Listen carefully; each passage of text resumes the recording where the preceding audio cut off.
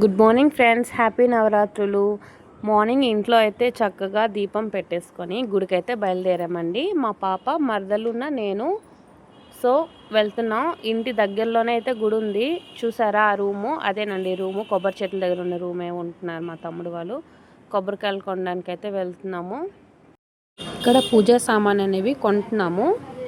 కొనేసాక గుడికైతే చేరిపోయాము. చూడండి, శ్రీ ఆంజనేయం, ప్రసన్న ఆంజనేయం. ఆంజనేయుడు అయితే విగ్రహం చాలా బాగుంది. శ్రీ మరిడం తల్లి అమ్మవారండి ఆలయం. చాలా అంటే చాలా బాగుంది. చూడండి అమ్మవారు ఎంత అందంగా ఉన్నారో. విగ్రహం అయితే పెట్టారు. చాలా అయితే చాలా బాగుందండి.